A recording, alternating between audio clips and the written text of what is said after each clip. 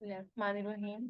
अच्छा, आज का लेक्चर स्टार्ट करने से पहले हम थोड़ा सा ओवरव्यू ले लेते हैं कि हमने कैसे चलना है और क्या क्या चीज़ें पढ़नी है। ठीक है, बेसिकली ये लेक्चर जो है वो फर्स्ट एड का है। आप सबको पता है और मैं पहले ही वेबिनार में बता भी चुकी हूँ कि this is for all the students जिन्होंने या तो एनआरई देना है या एफसीपीएस देना है या जे कैट देना है। ठीक है, मेन कंसर्न हमारा ज्यादा जे कैट वालों की तरफ इसलिए रहेगा क्योंकि जो जे कैट है उसमें आपने बहुत ज्यादा डिटेल में फर्स्ट एड पढ़ोगे। आप अगर कोई आप में से अटेम्प्ट किसी ने किया भी है जे कैट तो उसे अंदाजा होगा कि किस तरह से पेपर बनाया हुआ था। तो उसमें हमने ये करना है कि फर्स्ट एड को जितनी ज्यादा डिटेल में पढ़ सकते हैं उतना पढ़ना है। साथ में हम इसकी कम्युनिटी मेडिसिन और बिहेवियरल साइंसेस के टॉपिक्स भी करेंगे। ठीक है, तो एफसीपीएस वालों के लिए तो ऑटोमेटिकली खुद ही अच्छी वाली प्रिपरेशन हो जाएगी। वो एक दफा जब ये जो है ना लेक्चर ले लेंगे सारे या एक सेशन ये पूरा ले लेंगे, उसके बाद उनको जस्ट एसके और रफी पढ़ने की जरूरत है कि आप साथ साथ आप रफी करना स्टार्ट कर दें। ठीक है, जो एफसीपीएस देना चाहते हैं ना उनके लिए तो मेरी यही रिकमेंडेशन है, बल्कि सबके लिए। तो ये बहुत अच्छा हो जाएगा कि जैसे ही आपका टेस्ट आता है ना, वीकली टेस्ट होंगे, तो उससे पहले एक ऑफ होगा। उस ऑफ में ना आपने वो जो सारे लेक्चर हैं वो तो रिवाइज करने ही है, साथ में आपने उनको एक बार रफी से पढ़ लेना है। ठीक है, रफी में बहुत अच्छे पॉइंट है, वो जो प्रीवियस एमसीक्यूज बताए हुए हैं उनमें कुछ, उनमें से जो है ना एमसीक्यूज इतने इंपॉर्टेंट हैं, वो एनआरई में से भी कुछ एनआरई में भी आ जाते हैं कुछ एमसीक्यूज उनमें से, कुछ जे कैट में भी आ जाते हैं, और एफसीपीएस के लिए तो वो है ही इंपॉर्टेंट ना। तो आपने ना इस स्ट्रेटेजी के अकॉर्डिंग चलना है कि पूरा चैप्टर जब आपका एंड हो रहा है, आपको एक ऑफ है उसके बाद टेस्ट है, तो उसमें आपने क्या करना है, आपका जो है रफी लाजमी करनी है साथ में। ठीक है, तो अब इसमें हम लोगों ने क्या देखना है, हम स्टार्ट करें ऑब्वियसली सिस्टम से। आपके पास स्केड्यूल होगा, पहले हमने सिस्टम्स करने हैं, मोस्ट इंपॉर्टेंट यही होते हैं। ठीक है, अब सिस्टम्स में हमने, आपको पता है कि जितने भी सिस्टम्स हैं इनमें क्या आ रही है, एनाटमी, बल्कि एनाटमी से पहले भी एम्ब्रियोलॉजी है। ठीक है, एम्ब्रियोलॉजी करनी है हमने, देन एनाटमी करनी है, फिजियो ऐसे ही है, फिर पैथो, एंड देन फार्मा। ये पूरा चैप्टर इस तरह से कंप्लीट हो गया कि एक चीज है, मतलब एक कोई भी सिस्टम है, हमने देखना है कि पहले वो डिवेलप कैसे हुआ है। ठीक है, बॉडी में बिल्कुल सिस्टमाइज वे में भी इसने लिखा है फर्स्ट एड ने कि कैसे एक, अगर गैस्ट्रोइंटेस्टाइनल सिस्टम है हमारी बॉडी में तो जीआईटी में इसकी डेवलपमेंट कैसे हुई है, एसोफेगस, स्टमक और लीवर, पेंक्रियास, कोलोन वगैरह, ये सब चीजें कैसे डिवेलप हुई हैं। ठीक है, उसके बाद फिर हमने इसमें फर्दर क्या देखना होता है कि जो चीजें डिवेलप हुई हैं उनका स्ट्रक्चर कैसा है। ऐसे ही है कि एम्ब्रियोलॉजी हमने देखी कि डेवलपमेंट कैसी है, फिर उनका स्ट्रक्चर कैसा है, जो चीजें डेवलप हुई हैं बॉडी के अंदर हैं हमारी। फिर वो जो स्ट्रक्चर, जो ऑर्गन्स हैं, जो स्ट्रक्चर हम पढ़ रहे हैं, उस पर हमने क्या देखना है कि वो फंक्शन कैसे करते हैं। फिजियोलॉजी क्या है, फंक्शन ऑफ द ऑर्गन्स, कि वो फंक्शन कैसे कर रहे हैं। उसके बाद फिर क्या जाती है पैथोलॉजी, कि इनमें क्या एबनॉर्मेलिटी आ सकती है। ठीक है, ये जो हमारे पास सिस्टम है या ऑर्गन्स हैं, पैथोलॉजी में क्या हम देखेंगे कि एबनॉर्मेलिटी क्या आ सकती है, और फिर एट द एंड फार्माकोलॉजी जिसमें हम उसकी ट्रीटमेंट देख रहे हैं। ऐसे ही है, तो हमने ऐसे ही सिस्टमाइज वे में लेके चलना है सारे टॉपिक्स को। अब आज हम इंशाल्लाह कंप्लीट करेंगे एम्ब्रियोलॉजी एंड एनाटमी। अच्छा, अगर आप लोगों को ना लेक्चर स्टार्ट होने से पहले ये पता लग जाए ना कि क्या क्या पढ़ना है, मतलब इस लेक्चर के बाद आप लोगों के माइंड में कौन कौन से टॉपिक्स क्लियर होंगे। ठीक है, और आप क्या क्या चीजें एक्सप्लेन कर सकते हैं, तो उसमें हमने ये देखना है कि जो हम एम्ब्रियोलॉजी देख रहे हैं, ठीक है, एम्ब्रियोलॉजी हमने सारी पढ़नी है इसकी, जिसमें हमने क्या क्या चीजें पढ़नी है कि नॉर्मल जो है फोरगट, मिडगट और हाइंडगट का डिफरेंस। ठीक है, वो मैं अभी इसको मीडिया से लिख रही हूँ कि आपको थोड़ा सा आइडिया हो कि हम पढ़ क्या रहे हैं। फोरगट, मिडगट और हाइंडगट, इन तीनों का डिफरेंस क्या है, इनमें रोटेशंस कब कब होती हैं और कैसे होती हैं। ठीक है, इनकी ब्लड सप्लाई क्या है, और बेसिकली जो हम डिफरेंशिएट कर रहे होते हैं ना फोरगट को, मिडगट को या हाइंडगट को, वो ब्लड सप्लाई की बेसिस पे ही कर रहे हैं। ठीक है, उसके अलावा हमने वेंट्रल वॉल डिफेक्ट्स देखने हैं। ठीक है, वेंट्रल वॉल डिफेक्ट्स आ जाएंगे, उनमें भी वेंट्रल वॉल डिफेक्ट्स में हमारे पास तीन तरह के होते हैं, लेटरल और कॉर्डल एंड जो रोस्ट्रल है, इसमें हमने लेटरल वेंट्रल वॉल डिफेक्ट्स देखने हैं। फिर ट्रेकियोएसोफेजियल, मतलब जितने भी स्ट्रक्चर आ रहे हैं बॉडी में उनकी क्या क्या एबनॉर्मेलिटीज हैं, ठीक है। तो ये सारा जो है एम्ब्रियोलॉजी में कवर करेंगे। फिर उसके बाद जो एनाटमी है, एनाटमी के अंदर हमने क्या देखना है कि कौन कौन से ऑर्गन्स जो है रिट्रोपेरिटोनियल है, ठीक है, रिट्रोपेरिटोनियल ऑर्गन्स का हमें पता हो। और लिगामेंट्स, ठीक है, लिगामेंट्स बहुत ज्यादा इंपॉर्टेंट है, इनको हम डिटेल में देखेंगे। और सबसे ज्यादा इंपॉर्टेंट हमारे पास है सीलिक ट्रंक। मतलब आज के लेक्चर के बाद आपको सीलिक ट्रंक इंशाल्लाह फिंगर टिप से आता होगा, फिंगर टिप्स पे आता होगा। और इसमें ये है हमारे पास कि इसमें से एमसीक्यूज भी बहुत ज्यादा आते हैं और थोड़े से ट्रिकी भी लगते हैं। तो ये सारी चीजें हम लेके चलेंगे, ठीक है। अच्छा, अब हमारे पास है, सबसे पहले जो है हमने ये देख लेना है फोरगट, मिडगट और हाइंडगट का डिफरेंस, ठीक है।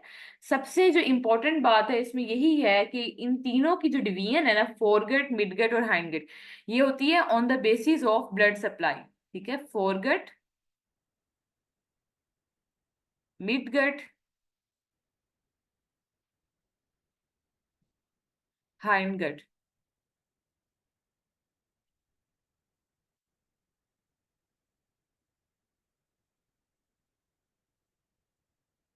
अच्छा, इसमें अब आपने हमने क्या देखना है कि जो फोरगेट है वो कहाँ से लेकर कहाँ तक आती है। अच्छा, ब्लड सप्लाई की बेसिस पे हम देख रहे हैं तो सीलिक ट्रंक तक ना हमारे पास आ रही है फोरगेट। सीलिक ट्रंक जो है वो फोरगेट तक सप्लाई कर रहा है, ठीक है, सीलिक ट्रंक। और उसके बाद मिडगट जो है वो उसको स्पीयर मेसेंटेरिक आर्टरी जहां तक सप्लाई कर रही है वो हम मिडगट लेके आएंगे, और हाइंडगट जहां तक इंफीरियर मेसेंटेरिक आर्टरी जो है सप्लाई कर रही है। ये आपको लाजमी पता हो, ठीक है। ब्लड सप्लाई की बेसिस पे हमने तीन पार्ट्स में डिवाइड किया है, फोरगट, मिडगट और हाइंडगट, ठीक है। और मोस्टली जो है ना ये हमारे पास ओवरऑल जो हमारी गट है जीआईटी एंडोडर्म से बनती है। ये भी एमसीक्यू आ जाता है। मेनली जो है ना एंडोडर्म जो है वो बनाती है जीआईटी, चाहे फोरगट है, चाहे वो मिडगट है, चाहे हाइंडगट है, ठीक है। ये सारे हमारे तीनों स्ट्रक्चर्स किससे बन रहे हैं, एंडोडर्म। वो हम देखते हैं एंडोडर्म, एक्टोडर्म और मीजोडर्म जो है, ठीक है। अभी फिलहाल हमने देखना है फोरगट, मिडगट और हाइंडगट, इनकी कैसे डिफरेंशिएशन है ब्लड सप्लाई की बेस पे है। अच्छा, आप लोगों को ये आना भी चाहिए, वैसे बिल्कुल कॉमन सी बात है। फोरगेट कहाँ से कहाँ तक होगी, हमारा जीआईटी सिस्टम कहाँ से स्टार्ट हो रहा है, एसोफेगस से स्टार्ट हो रहा है, ठीक है। आप लोग जो है इनबॉक्स में मुझे साथ साथ रिस्पॉन्ड भी करते जाएंगे। एसोफेगस के बाद हमारे पास क्या आता है, ठीक है, स्टमक। स्टमक के आगे क्या आ जाएगी, ड्यूडिनम, ठीक है। ड्यूडिनम के आगे फिर हमारे पास जिजनम, आइलियम, सीकम, ठीक है। वहां उसके बाद हमारे पास क्या आ रही है, कोलोन आ रही है, ascending colon, transverse colon, descending colon. अब जो फोरगट है ना वो एसोफेगस से लेकर हमारे पास, ठीक है, एसोफेगस से स्टार्ट होगी फोरगट, और ये एंड कर रही होती है हमारे पास ड्यूडिनम में, ठीक है। ड्यूडिनम का कौन सा पार्ट है, first part of duodenum, ampulla of water के लेवल पे। मेनली इसमें पार्ट आ जाता है वर्ड एम्पुला ऑफ वाटर, ठीक है। फर्स्ट पार्ट ऑफ ड्यूडिनम के पोस्टीरियर एस्पेक्ट पे ये होता है एम्पुला ऑफ वाटर। ये भी हम देख लेंगे कि एम्पुला ऑफ वाटर क्या होता है, अभी आपको इतना पता हो, ठीक है। ये फोरगेट का पार्ट आता है। अब लीवर और पेंक्रियाज ये साइड पे पड़े हैं, ठीक है। तो ये भी फोरगेट के अंदर ही इंक्लूडेड होंगे। फिर आ जाती है मिडगट। मिडगट में क्या होता है कि यही एम्पुला ऑफ वाटर यानी कि ड्यूडिनम से स्टार्ट होगी ये, और ट्रांसवर्स कोलोन के प्रोक्सिमल टू थर्ड तक जा रही है, ठीक है। और फिर हाइंडगट आ जाती है, ये हमारे पास ट्रांसवर्स कोलोन के डिस्टल वन थर्ड से लेकर फर्दर आगे हमारे पास जा रही होगी, ठीक है, पेक्टिनेट लाइन से ऊपर ऊपर तक हाइंडगट आ जाती है। अच्छा, तो ये बेसिकली स्ट्रक्चर्स हैं जो आपको पता होनी चाहिए कि ठीक है, ब्लड सप्लाई की बेस पे हमने इनको डिवाइड किया है, हाइंडगट, मिडगट और जो है फोरगट किस तरह से आ रहे हैं। अब इसमें आपने, मैंने आपको बताया कि सबसे पहले क्या है, एसोफेगस है, ठीक है। इसके बाद हमारे पास स्टमक आ रहा है, ये स्टमक। स्टमक के बाद यहाँ से ड्यूडिनम स्टार्ट हो जाएगी, ड्यूडिनम और स्मॉल इंटेस्टाइन इस तरह से इनकी कॉइल्स पड़ी होती हैं, ऐसे ही है। ये समझो ड्यूडिनम जुजिनम सब कुछ आ गया। यहाँ से फिर स्टार्ट हो जाती है असेंडिंग कोलोन, ये ट्रांसवर्स कोलोन, ये डिसेंडिंग, देन सिग्माइड कोलोन, फिर रेक्टम आ जाएगा, ठीक है। अब यहाँ पे हमने देखा जो ड्यूडिनम है, ड्यूडिनम का जो पोस्टीरियर पार्ट है उसका फर्स्ट पार्ट है एम्पुला ऑफ वाटर, यहाँ पे होता है, ठीक है। यहाँ तक आ रही है हमारे पास फोरगट। अब जो एम्पुला ऑफ वाटर होता है ना, आप ये देख लें, एम्पुला ऑफ वाटर क्या होता है कि ये एक स्ट्रक्चर है जहां पे ड्यूडिनम के अंदर,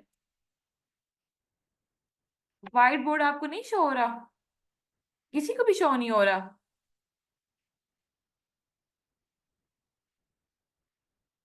ऐसे कैसे हो सकता है?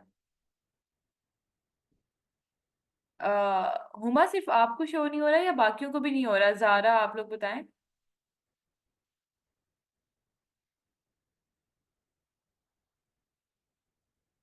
यहाँ से तो मैंने शेयर तो की हुई है, मैंने स्क्रीन। शो हो रहा है?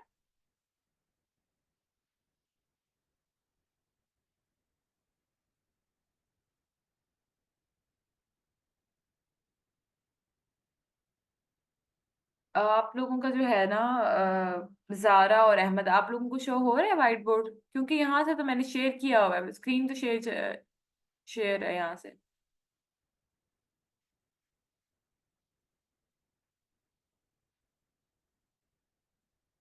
मैं इसको दोबारा से करती हूँ, 1 मिनट रुक जाए।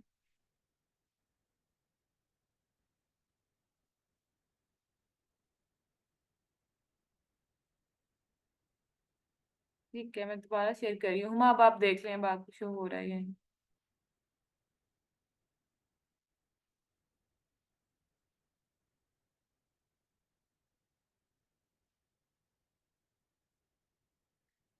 अच्छा, इसमें अब हमारे पास है, ये एसोफेगस से स्टार्ट होगा, ठीक है, स्टमक,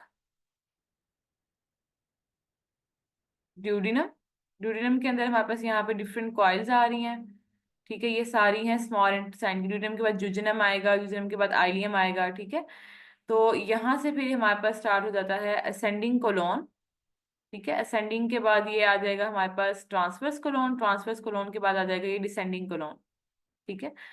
अब आपको मैं यही बता रही थी कि हमारे पास ना, हमने देखना है एसोफेगस से स्टार्ट होगा, ठीक है, एसोफेगस, स्टमक और ड्यूडिनम, फॉर एग्जांपल अगर यहाँ पे है, तो ड्यूडिनम के पार्ट, जो फर्स्ट पार्ट है ना जहाँ पे एम्पुला ऑफ वाटर है, ठीक है, first part of the duodenum, ampulla of water के लेवल पे हमारे पास ये यहाँ तक आ रही होती है फोरगट।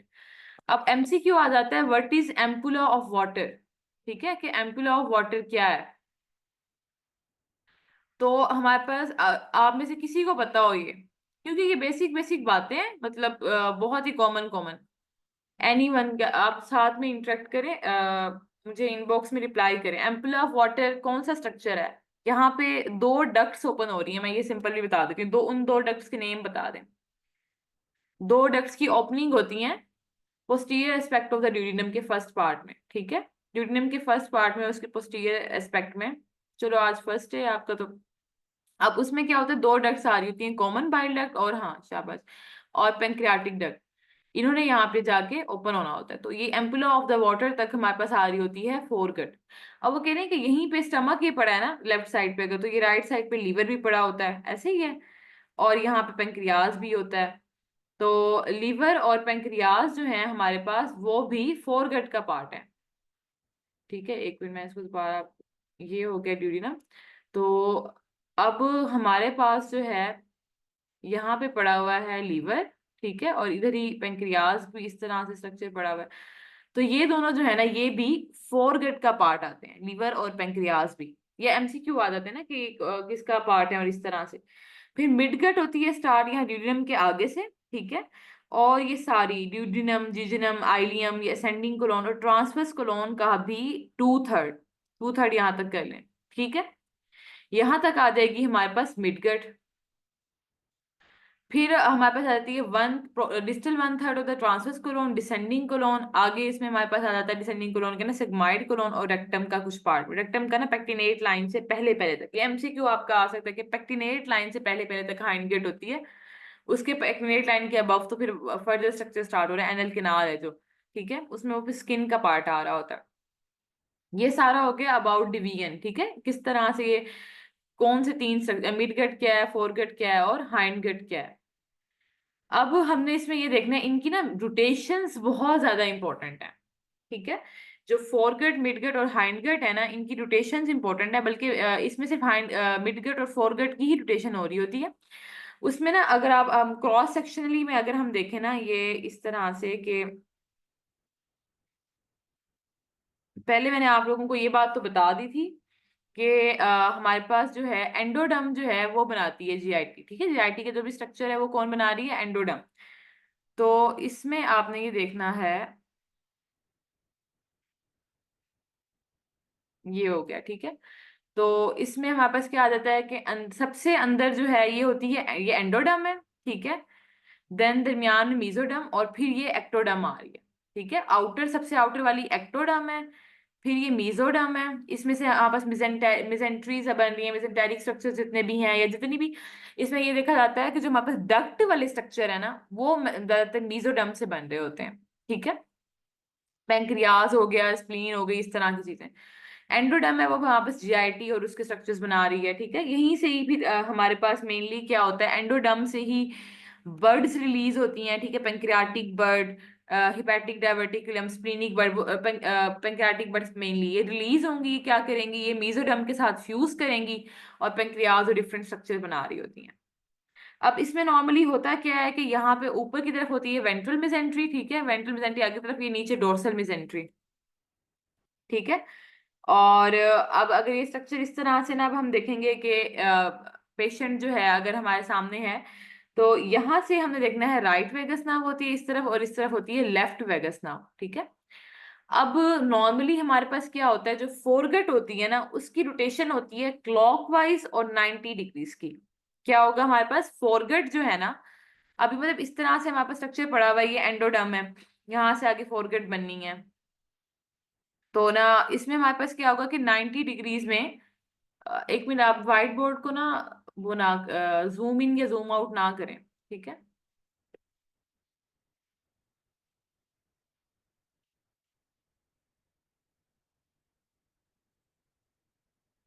तो इसमें अब हमें ना इसमें स्ट्रक्चर्स देखने हैं डिफरेंट। तो अब मैं आपको बता रही थी यहाँ पे मीजोडम, एंडोडम और हम एक्टोडम पढ़ रहे थे, ठीक है। यहाँ पे मैंने बताया ऊपर की तरफ वेंट्रल मिजेंट्री है, नीचे है डोर्सल मिजेंट्री। यहाँ के ना आपको ये समझना क्यों जरूरी है, वैसे हमने एनाटमी एम्ब्रियोलॉजी को कोई इतना डिटेल में नहीं पढ़ना, सिर्फ मैं ये एक पॉइंट आपको इसलिए बता रही हूँ क्योंकि आगे जाके आपको इससे हेल्प मिलनी है, ठीक है। डिफरेंट जो है एमसीक्यूज पिक करने में और एक दो पॉइंट्स आगे पिक करने में। अब यहाँ पे जो है इसकी अगर रोटेशन होती है ना क्लॉकवाइज, क्लॉकवाइज ये डायरेक्शन है ना, ये इस तरह से क्लॉकवाइज, यहाँ पे राइट वैगस नर्व पड़ी हुई थी, यहाँ पे पड़ी हुई है लेफ्ट, ठीक है। तो अब इसमें हमारे पास क्या होता है कि डोर्सल जो वेंट्रल मिजेंट्री है ना, जब ये 90 डिग्री में ना यहाँ आके इतनी आके रुक जाएगी, ये स्ट्रक्चर ऐसे करके ऐसे घूम के यहाँ आके रुक जाएगा। तो जो ये वेंट्रल है ना, वेंट्रल मिजेंट्री आ जाएगी ऑन दी राइट साइड, ठीक है। वेंट्रल मिजेंट्री आ जाएगी ऑन दी राइट साइड, और जो डोर्सल मिजेंट्री है ये चली जाएगी ऑन दी लेफ्ट साइड, ठीक हो गया। क्या हुआ हमारे पास, जब ये रोटेशन हुई है तो ये वेंट्रल मिजेंट्री ऊपर पड़ी हुई थी, डोर्सल नीचे की तरफ पड़ी हुई थी, वेंट्रल मिजेंट्री आ गई है ऑन दी राइट साइड और डोर्सल मिजेंट्री चली गई है ऑन दी लेफ्ट साइड। इसकी इंपॉर्टेंस क्या है, इसकी इंपॉर्टेंस ये है कि हमारे पास जो स्ट्रक्चर्स लेफ्ट साइड पे होंगे ना, वो ड्राइव होते हैं फ्रॉम द डोर्सल मिजेंट्री। और ये एमसीक्यू आता है, मेनली ये आता है कि अगर स्प्लीन है ना, स्प्लीन का पूछेंगे, स्प्लीन से रिलेटेड जितने भी लिगामेंट्स हैं, अभी हम आगे लिगामेंट्स करेंगे, स्प्लीनोकोलिक लिगामेंट है, स्प्लीनोगैस्ट्रिक लिगामेंट है, तो एमसीक्यू आ जाता है कि ये लिगामेंट जो है ये कहाँ से ड्राइव हुए हैं, ठीक है। तो अगर स्प्लीन रिलेटेड लिगामेंट होगा तो वो डोर्सल मेसेंट्री से आया है, ठीक है। और अगर वो कह रहे हैं कि हिपैटोड्यूडिनल लिगामेंट है, हिपैटोगैस्ट्रिक लिगामेंट है, क्योंकि वेंट्रल मेसेंट्री रोटेशन के बाद राइट पे आ जाती है, तो ये हमारे पास वेंट्रल मेसेंट्री से ड्राइव होगा, ठीक है। लीवर क्योंकि राइट साइड पे पड़ा होता है। इसी तरह से एमसीक्यू आता है कि हमारे पास राइट और लेफ्ट वैगस में पड़े हुए हैं, जब 90 डिग्री की रोटेशन हुई है तो क्या होगा, तो हमारे पास लेफ्ट वागस नर्व जो है वो आ जाएगी एंटीरियरली, ठीक है। लेफ्ट वागस नर्व लेफ्ट साइड, यहाँ वेंट्रल की साइड पे चली जाएगी ना, वेंट्रल मतलब एंटीरियर, और जो राइट वागस नर्व है ना वो आ जाएगी पोस्टीरियरली। तो ये एमसीक्यू आ जाता है, और ये एफसीपीएस का तो बहुत फेवरेट एमसीक्यू है कि उसमें वो पूछते हैं कि मतलब इस तरह का एमसीक्यू आ जाता है कि राइट वागस नर्व जो है आफ्टर रोटेशन किस साइड पे होगी, और लेफ्ट वागस नर्व आफ्टर रोटेशन किस साइड पे चली जाएगी, ठीक है। तो ये हो गया ऑल अबाउट फोरगट, कि फोरगट की रोटेशन कैसे हुई है हमारे पास। तो अब इसमें हम फर्दर देख लेते हैं जो है हमारे पास मिड गट और हाइंड गट को। हाइंड गट में तो कोई रोटेशन वाला सीन नहीं है, मिड गट की रोटेशन जो है वो इंपॉर्टेंट है, ठीक है। इसमें हमारे पास क्या होता है कि ड्यूडिनम से लेकर आगे जो है लार्ज कोलोन तक सारी हमारे पास मिड गट आ रही हैं, तो इसने डेवलप नहीं होना है। ड्यूडिनम हमने पढ़ी थी, ड्यूडिनम के नीचे स्मॉल इंटेस्टाइन सारी, ठीक है, ये आहिस्ता आहिस्ता डेवलप होती हैं, फिर ये फर्दर जो है हमारे पास वो बना रही होती हैं स्ट्रक्चर। अब होता क्या है कि हमारे पास ना 6 वीक डेवलपमेंट में ना अब जो ये अगर फॉर एग्जांपल ना मैं ड्रॉ करूं, बेबी इस तरह से है, ठीक है, तो ये उसका अम्बिलिकल रिंग वाला पार्ट है। तो गट जो है ना वो अंदर बन रही है, इलोंगेट कर रही है, स्मॉल गट बने जा रही है, वो उसको ना प्रॉपर कैविटी नहीं मिल रही है अंदर। पहले तो वो मतलब लीनियर ही ऐसे ग्रो करेगी ना, फिर बाद में उसकी कर्व्स बनेगी, कॉइल्स बनेगी, ठीक है, ऐसे ही है। तो यहाँ पे इसी लेवल पे ना हमें स्पीरियर मेसेंटेरिक आर्टरी भी पड़ी होती है। तो ये क्या करती है कि हमारे पास ना फिजियोलॉजिकल इसकी हर्निएशन होगी, ये गट आएगी बाहर की तरफ, ठीक है, बाहर आएगी और फिर बाहर जाके इलोंगेट करती जाएगी। 6 वीक में इसकी हो जाती है हर्निएशन, ये बाहर निकल आई है, इलोंगेट करती जाएगी, ठीक है। फिर 10th वीक के लेवल पे ना ये क्या होगा कि around the superior mesenteric artery, यहाँ पे पड़ी होगी स्पीरियर मेसेंटेरिक आर्टरी ना, उसके एक्सिस के अराउंड ये वापस रोटेट करेगी, ठीक है, वापस अंदर रिटर्न होगी और कॉइलिंग की फॉर्म में जाएगी। और वो रोटेशन जो होती है वो होती है एंटी क्लॉकवाइज या काउंटर क्लॉकवाइज, ठीक है, उसमें ना वो अब ये जो है ना गट ने क्लॉकवाइज तो ऐसे मूव करते हैं ना, ये स्ट्रक्चर है। तो यहाँ पे क्या हो रहा है, एंटी क्लॉकवाइज क्लॉकवाइज के उल्टा मूव करेगी कि जो हमारे पास इलोंगेटेड गट आई है ना, अगर ये हमारे पास फीटस है, ठीक है, तो ये इस तरह से है, ये फिजियोलॉजिकल हर्निएशन है, तो ये जो हमारे पास ना इलोंगेटेड गट आई हुई है ना, ये रही, ठीक है। तो इसने क्या करना है कि ये इस तरह से करके ऐसे अंदर की तरफ रोटेट करिए, तो ये काउंटर क्लॉकवाइज बनेगी और ये अंदर कॉइलिंग होती जाएगी। तो ये स्टेप बाय स्टेप होता है, 270 डिग्रीज पहले होगी अंदर अंदर, और उसके बाद जो है फिर देन 90 डिग्रीज की बाद में होती है। तो इसमें ये होता है हमारे पास कि जो इंपॉर्टेंट एमसीक्यू पॉइंट है कि ये गट जो है ये रोटेट कर रही होती है around the superior mesenteric artery, ठीक है, ये बहुत ज्यादा इंपॉर्टेंट एमसीक्यू है, ये पूछ लेते हैं कि फिजियोलॉजी जो हमारे पास ना रोटेशन है काउंटर, एक तो कौन सी डायरेक्शन में है, मिड गट की रोटेशन कौन सी डायरेक्शन में होती है, और हाइंड गट की कौन सी होती है, सॉरी फोर गट की कौन सी होती है। फोर गट की हमने क्या पढ़ी थी, क्लॉकवाइज, वो ऐसे मूव कर रही थी, ठीक है, लेकिन ये मूव करी है एंटी क्लॉकवाइज। एक तो ये बताएंगे कि काउंटर क्लॉकवाइज इसकी रोटेशन होती है, दूसरा क्या होती है around the superior mesenteric artery, ठीक है। अच्छा, इसमें ये होता है टोटल 270 डिग्री की रोटेशन होती है, 180 पहले होती है, 90 बाद में होती है। तो ये एमसीक्यू आ जाता है कि कितनी रोटेशन होगी टोटल 270 डिग्रीज की, 180 पहले और 90 जो है वो बाद में हो रही है। अब इसमें यही होता है कि ड्यूडिनम बनी है, जुजनम बन रही है, फिर उसके बाद आइलियम कोलोन, पहले वो सीधे सीधे बनेंगे, उसके बाद फिर क्या होता है कि उनकी जब रोटेशन होगी, जो कॉइलिंग आएगी, रोटेट करके वो कॉइल फॉर्म में अंदर इकट्ठे हो जाएंगे, ठीक है। तो ये बेसिकली सारा था। बाकी जो है हमारे पास ट्रांसवर्स कोलोन है, उसका जो है डिस्टल 1/3 और सिग्माइड कोलोन नीचे पेक्टिनेट लाइन तक, ये सारा हमारे हाइंड गट होती है, इसको इंफीरियर मेसेंटेरिक आर्टरी जो है वो सप्लाई कर रही होती है, ठीक है। तो ये सारा कुछ आपने देख लेना है। एक्टोडर्म, एंडोडर्म और मेसोडर्म का जो है हमने कॉन्सेप्ट भी देख लिया कि एक्टोडर्म से हमारे पास, अच्छा आपको थोड़ा सा आइडिया भी होना चाहिए कि एक्टोडर्म क्या है, वो हमारे पास स्किन का पार्ट बना रही होती है, ठीक है। उसमें हमारे पास जो है कैरेक्टराइज्ड सेल्स ज्यादा आ रहे हैं और स्किन की जो एपिथेलियम है वो बनाएगी। मीजोडर्म जो है वो ज्यादातर लाइनिंग्स बना रही है, और एंडोडर्म जो है वो हमारे पास अंदर जो विजरास वगैरह है उनको बना रही है, ठीक है। तो ये बेसिकली हमने देख लिया। अच्छा, इसके बाद यही वेंट्रल वॉल डिफेक्ट्स हमने देख लेना है कि मतलब यही जो एबनॉर्मेलिटीज है, अब थोड़ी सी पहले हमने ना नॉर्मल उसकी वो देख ली, फिजियोलॉजिकल हर्निएशन, ठीक है। अब हम उसकी ना वो एबनॉर्मेलिटीज थोड़ी सी देखेंगे, 1 मिनट रुकें जरा।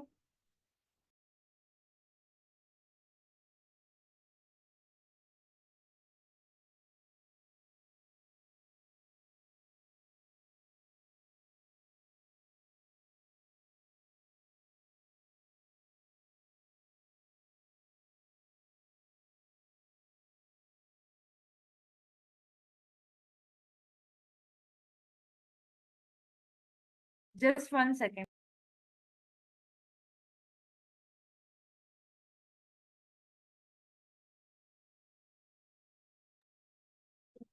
ग्रुप में एक स्टूडेंट जो है वो लिंक मांग रही थी, तो सॉरी, मैंने क्लास स्टार्ट कर दी हुई थी। अब आपने ज्वाइन कर लिया? आई थिंक ऑलमोस्ट पूरे हैं जितने भी स्टूडेंट्स थे।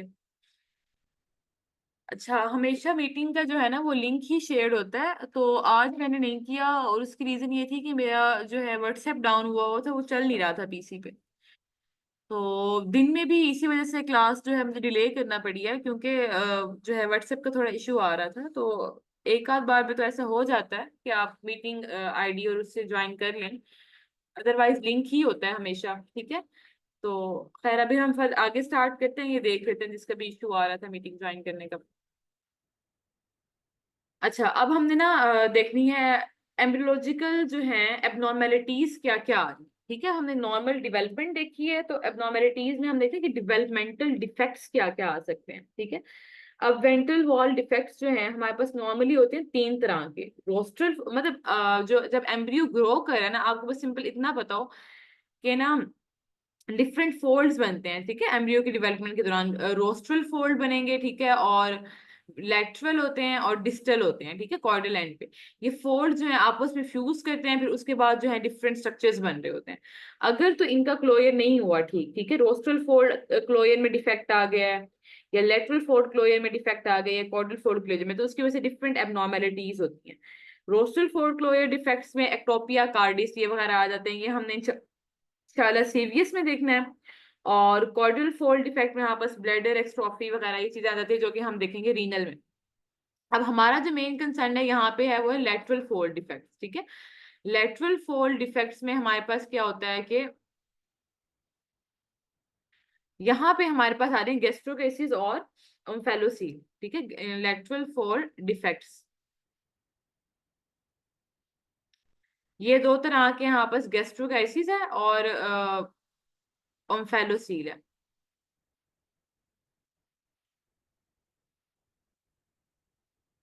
और ओम्फेलोसील। अच्छा, इसमें हमारे पास क्या होता है कि मेनली एक तो ये लेटरल फोर्थ डिफेक्ट है ओम्फेलोस, इनमें ना एबनॉर्मेलिटीज जो हैं आपको पता होनी चाहिए। गैस्ट्रोकाइसिस में हमारे पास क्या हो रहा होता है कि जो आर्टरीज है ना, जो इससे सुपीरियर मेसेंटेरिक आर्टरी हो गई या एपिक्लोइक आर्टरीज वगैरह, उनका क्या होता है हमारे पास इस्कीमिया हो जाएगा। ठीक है, आर्टरीज की एबनॉर्मेलिटी है मेसेंटेरिक आर्टरीज बेसिकली। ठीक है, फैलो मेसेंटेरिक आर्टरी या स्पीयर मेसेंटेरिक आर्टरी, ये दो आर्टरीज हैं, इनका हो जाता है इस्कीमिया होना स्टार्ट हो जाता है। ठीक है, इस्कीमिया होगा या इनकी डिस्ट्रक्शन होगी, इनमें कोई एबनॉर्मेलिटी आती है। कौन सी है? ओम्फेलोसील आर्टरी। ये आपके पास नहीं लिखा होगा फर्स्ट एड में, ये आपने नोट कर लें। Omphalo sorry mesenteric artery, omphalocele, omphalo mesenteric artery, या फिर मेनली ओम्फेलो मेसेंटेरिक ही होती है, या फिर स्पीयर मेसेंटेरिक आर्टरी। इसमें इसकी हो जाए डिसरप्शन, ओम्फेलो मेसेंटेरिक। ठीक है, तो इसमें हमारे पास क्या होगा, अगर इस आर्टरी की डिस्ट्रप्शन होगी तो उसकी वजह से क्या होगा, इस्कीमिया होगा। इस्कीमिया होगा तो ये जो स्ट्रक्चर्स हैं उनको प्रॉपर सप्लाई नहीं कर पा रही। ठीक है, तो जो गट है ना, वहां से वहां पे जो वॉल है गट के अराउंड, ठीक है, उसका क्या वो डिस्टर्ब होगी, और जो अंदर कंटेंट्स हैं वो बाहर आ जाएंगे। ठीक है, एब्डोमिनल वॉल जो है ना उसका मतलब आर्टरी जो है वो उसकी डिस्ट्रप्शन हुई, तो वॉल का इस्कीमिया हुआ, वहां से जो है वो जो है ना डिफेक्ट से बाहर आ जाएंगे स्ट्रक्चर। ओम्फेलोसील सिंपल इस तरह से है कि जब हमारे पास हमने पढ़ा है फिजियोलॉजिकल हर्निएशन हुई है ना, फिजियोलॉजिकल हर्निएशन जो हमने देखी है, ठीक है, तो इसमें क्या हुआ है कि जो गट बाहर आई थी वो वापस रिटर्न नहीं कर पा रही। ठीक है, जो हमने पढ़ा ना कि काउंटर क्लॉकवाइज जो है हमारे पास होती है, रोटेशन होती है 270 डिग्रीज की टोटल, जिसमें गट दोबारा अंदर रिटर्न कर जाती है, तो वो रिटर्न नहीं हो रही। ठीक है, हमारे पास किसमें, फेलोसील में। तो इसमें ये होता है कि हमारे पास ना ओम्फेलोसील से ओ से स्टार, और इसे याद रखना है कि ओ शेप इन्वेलप है, कि इसको ना कवर्ड होती है पेरिटोनियम और एमनियन से। ये डायरेक्ट गट आई हुई है, इसके ऊपर तो पेरिटोनियम भी नहीं होती। ठीक है, गैस्ट्रोकेसिस में ये डिफरेंस आपने देखना है, एमसीक्यू आ जाता है आपको। ये ओ वाले शेप से देख लें कि ओ शेप से एम्फेलोसील आ रही है, तो यहाँ पे ये कवर्ड फॉर्म में आएगी, इसको पेरिटोनियम और एमनियन ने कवर किया होगा। लेकिन गैस्ट्रोकेसिस में ऐसा नहीं होता। ठीक है, और इसमें ये देख लेना है आपने। अब इसमें एक और बात भी आती है कि वार्टन जेली, जो अम्फेलोसील है ना हमारे पास, इसमें वार्टन जेली भी लाइक स्ट्रक्चर होता है अराउंड द गट। ठीक है, वो एक म्यूकॉइड लिक्विड सा होता है जो प्रेजेंट होगा हमारे पास उसके अंदर। सराउंड कर रहा होता है आर्टरीज को और वेन को अम्बिलिकल कॉर्ड के लेवल पे, ठीक है। वॉटन जेली भी इसके अंदर ना, मतलब जो कंटेंट्स आए हैं ना उनके अराउंड एमनियन है, तो उसके दरमियान मतलब वॉटन जेली भी प्रेजेंट है। इसमें ऐसा कुछ नहीं है, इसमें जस्ट गट जो है वो डायरेक्टली बाहर की तरफ ना एक्सपोज है गैस्ट्रोकाइसिस में, ठीक है। फिर इसमें जो है ना गैस्ट्रोकाइसिस, इसके साथ कोई क्रोमोसोमल एब्नॉर्मेलिटी नहीं है, ठीक है। गैस्ट्रोकाइसिस में हमारे पास कोई भी क्रोमोसोमल एब्नॉर्मेलिटी नहीं होती। लेकिन ओम्फेलोसील में हमारे पास क्या होता है कि क्रोमोसोमल एब्नॉर्मेलिटी कोई लाजमी होती है, जैसे कि ट्राइसोमी 13 वगैरह, इस तरह से ये चल रहा है। ओके। वॉटन जेली एक ना म्यूकॉइड स्ट्रक्चर है, म्यूकॉइड जेली लाइक एक सब्सटेंस होता है जो कि ना हमारे पास क्या होगा कि अम्बिलिकल कॉर्ड के लेवल पे होता है। ये सराउंड करता है आर्टरीज एंड वेन्स को, अम्बिलिकल आर्टरीज एंड वेन को, ठीक है। हमने ये देखा ना अम्बिलिकल कॉर्ड के लेवल पे ना पास कर रही होती हैं, दो अम्बिलिकल आर्टरीज जा रही होती हैं और एक अम्बिलिकल वेन जा रही होती है। इन दोनों को, इन वेजल्स को सराउंड कर रहा होता है जेली लाइक म्यूकॉइड स्ट्रक्चर, उसको कहते हैं वॉटन जेली, ठीक है। तो ये आपने देख लेना, ये एमसीक्यू आ जाता है तो इसलिए मैंने ऐड करा है। तो ये ओम्फेलोसील में जो हमारे पास एमनियन के साथ गट आ रही है ना, तो उसके दरमियान में जो है थोड़ा बहुत ये सब्सटेंस प्रेजेंट होता है, लेकिन जो गैस्ट्रोकाइसिस है वहां ये नहीं होता, ठीक है। अच्छा, अब वो ये कह रहे हैं कि अक्सर कभी ये होता है कि हमारे पास ना जो अम्बिलिकल रिंग है ना वो क्लोज ना हो, ठीक है। इसमें जो है, अब हमने ये देखा ना ओम्फेलोसील देखी, उसमें गट आ रही है लेकिन गट के अराउंड ना पेरिटोनियम और एमनियन है, ठीक है। और गैस्ट्रोकाइसिस में हमारे पास जस्ट गट है, उसके अराउंड पेरिटोनियम और एमनियन भी नहीं है, ऐसे ही है। लेकिन अब जो कंजेनिटल अम्बिलिकल हर्निया होता है ना, इसमें प्रॉपर अराउंड मतलब वो जो है स्किन भी है, सारा कुछ है, स्किन कवरेज सारा कुछ आ रहा है। यहाँ पे क्या हुआ, अम्बिलिकल रिंग जो थी ना उस लेवल पे डिफेक्ट है, अम्बिलिकल रिंग क्लोज नहीं हुई, तो जो पेरिटोनियल के अंदर स्ट्रक्चर पड़े थे ना वो वहां से प्रोट्रूड करके बाहर आ गए, लेकिन वो स्किन से कवर्ड है। ये डिफरेंस है गैस्ट्रोकैसिस ओम्फेलोसील और कंजेनिटल अम्बिलिकल हर्निया में, ठीक है। स्किन ने इसको कवर किया होता है, और मतलब जब भी वहां पर इंट्रा एब्डोमिनल प्रेशर बढ़ेगा तो ये आपको फील होता है, बच्चों में ये ज्यादा होता है। अब आपने डिफरेंस क्या देखना है, कॉन्जेनिटल अम्बिलिकल हर्निया है और दूसरी तरफ है ओम्फेलोसील। ओम्फेलोसील जो है ना इसकी एसोसिएशन होती है मैंने बताया ट्राइसोमी 13 के साथ, ठीक है। ऐसी है ट्राइसोमी 13, ट्राइसोमी 13 को ना पैट्रियो सिंड्रोम भी कहते हैं, ठीक है। तो बेसिकली ये है पैट्रियो सिंड्रोम, इसके साथ एसोसिएशन है। लेकिन कंजेनिटल अम्बिलिकल हर्निया की एसोसिएशन होती है डाउन सिंड्रोम के साथ, ठीक है। डाउन सिंड्रोम, और डाउन सिंड्रोम क्या है, ट्राइसोमी 21। तो ये आपको मतलब मिक्स ना हो, अगर एसोसिएशन पूछ लेते हैं तो आपको पता हो कि कौन सी एब्नॉर्मेलिटी जो है किस कंजेनिटल उसके साथ मेलफॉर्मेशन के साथ रिलेट कर रही है, ठीक है। तो ये आपने बेसिकली देख लेना है, गैस्ट्रोकाइसिस की किसी भी क्रोमोसोमल एब्नॉर्मेलिटी के साथ एसोसिएशन नहीं होती। यहाँ तक हमने देख लिया डेवलपमेंटल दिया, हमने देख लिया था गट का, क्योंकि हम मिड गट हाइंड गट इनकी रोटेशन पढ़े थे तो हमने उसी से रिलेटेड जो है उसका डिफेक्ट देख लिया। अब पूरे जीआईटी में बस क्या आ रहा है कि अगर हम स्टार्टिंग से देखें एसोफेगस, ठीक है, आ रही नीचे स्टमक आ रहा है, तो हम वन बाय वन थोड़ा सा इनका भी देख लेंगे कि इनमें क्या क्या एब्नॉर्मेलिटीज हो सकती हैं। तो अगर हमारे पास है एसोफेगस, ठीक है, एसोफेगस के साथ ही पीछे आगे वो पड़ा होता है ट्रेकिया और पीछे एसोफेगस है, ऐसे ही है। तो इसमें एसोफेगल एब्नॉर्मेलिटीज होती हैं डिफरेंट तरह की, ठीक है। एसोफेजियल एट्रेजिया हो सकता है, एसोफेजियल ट्रेक्यो एसोफेजियल फिस्टुला बन सकता है। तो ये बेसिकली हमने देखना है। अब ना इसकी डिफरेंट टाइप्स होती हैं, type A, type B, sorry, type A, B, C, different है, ठीक है। टाइप ए में जस्ट क्या होगा, जस्ट आपको ना एट्रेजिया, एट्रेजिया होता क्या है कि फेलियर ऑफ कैनलाइजेशन, मतलब कोई भी कैनाल लाइक स्ट्रक्चर है, पहले वो ना कॉर्ड लाइक होता है, बिल्कुल क्लोज होगा इस तरह से। आपको ये पता ही होगा कि हमारे पास कोई भी स्ट्रक्चर बनता है ट्यूब लाइक स्ट्रक्चर, पहले तो वो कॉर्ड लाइक ऐसे ही डिवेलप होगा ना, उसमें कोई भी कैनाल नहीं होती, ठीक है।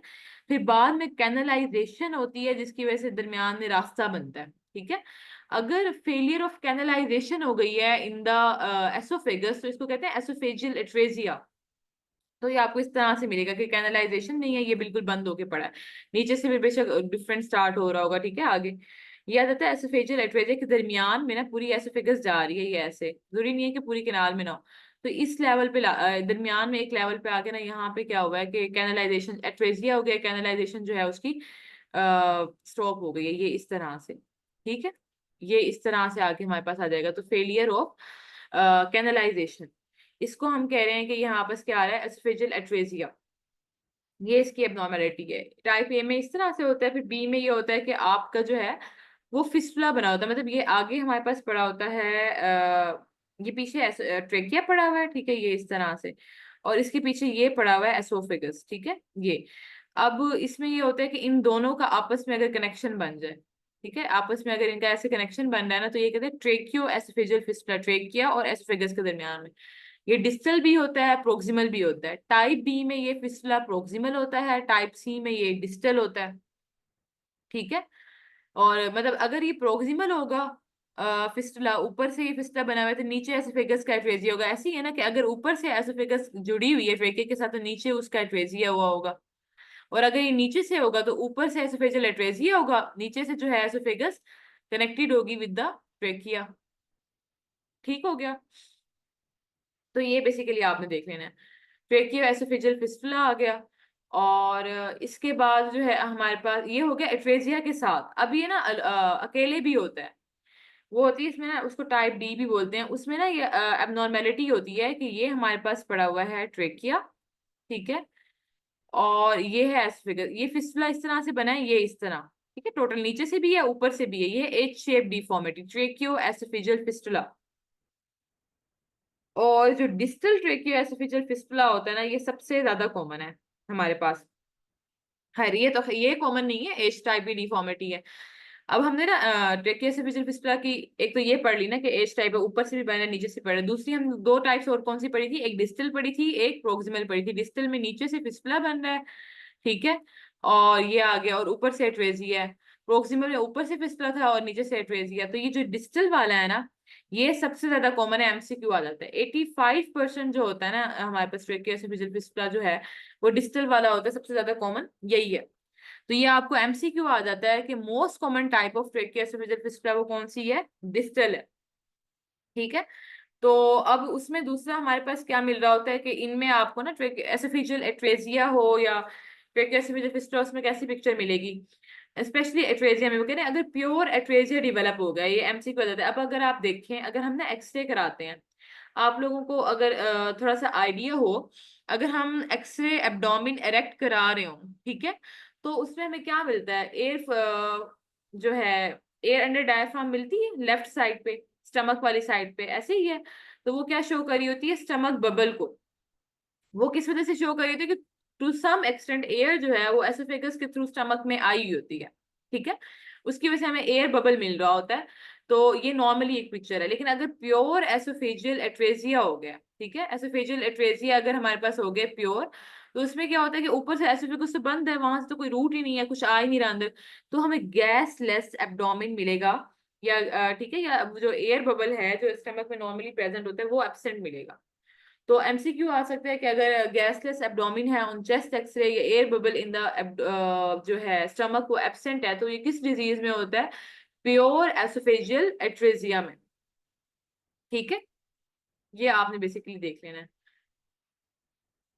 फिर उसके बाद हमारे पास ना दो तीन आ जाती हैं, इंटेस्टाइनल एट्रेजिया है। उसमें फिर यही होगा कि हमारे पास ना अगर ड्यूडिनम के लेवल पे ड्यूडिनल एट्रेजिया में ड्यूडिनम जो है वो रीकैनलाइज अगर नहीं हुआ, ठीक है, उसमें पीछे जो है ये आ गया ना स्टमक, अगर ये ऊपर से एसोफेगस है, स्टमक है, ये ड्यूडिनम है, ड्यूडिनम की यहाँ पे ऑब्स्ट्रक्शन अगर आपको मिल रही है, ठीक है, एक एनालाइज नहीं हुआ, तो इसमें आपको क्या मिलता है कि स्टमक और ड्यूरिनम, प्रोक्सिमल ड्यूरिनम दोनों डायलेटेड है, डबल बबल साइन मिलेगा। यहाँ से स्टमक भी डायलेटेड हुआ होगा और यहाँ से ड्यूरिनम भी डायलेट हुआ होगा, ठीक है, क्योंकि यहाँ पे आगे ऑब्स्ट्रक्शन आ गई है ना। तो ये एमसीक्यू आ जाता है कि डबल बबल साइन आपको किस में मिल रहा होता है। फिर ट्रिपल बबल साइन है, उसमें ये होता है कि अगर आगे नीचे जाके जुजिनम और आइलियम की भी अगर ऑब्स्ट्रक्शन है, तो फिर स्टमक भी डायलेटेड मिलेगा, ड्यूटिनम भी डायलेटेड मिलेगा, नीचे से जुजिनम भी डायलेटेड मिलेगी। तो इसमें आपको ट्रिपल बबल साइन मिल रहा होता है, ठीक है। अब इसमें आ जाता है कि जो ड्यूडिनल एट्रेजिया है ये डाउन सिंड्रोम के साथ एसोसिएट करता है, आपको एसोसिएशन लाजमी पता हो, ये एमसीक्यूज में आ जाती है।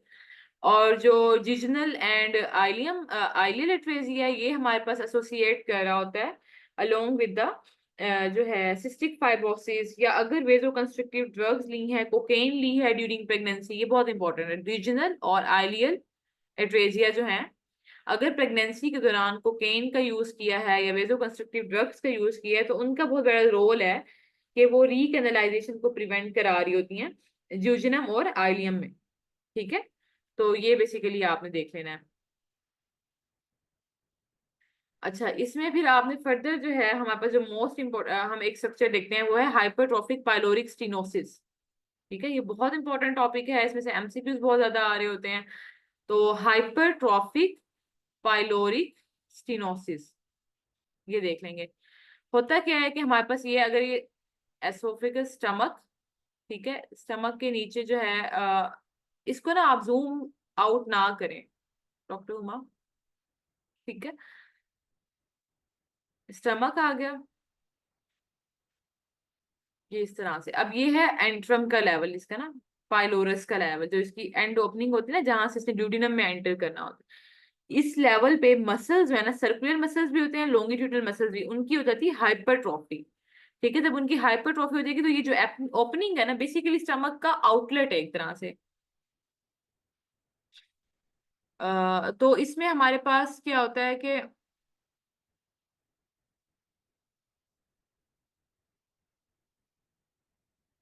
अब देखें आपको शो हो रहा है।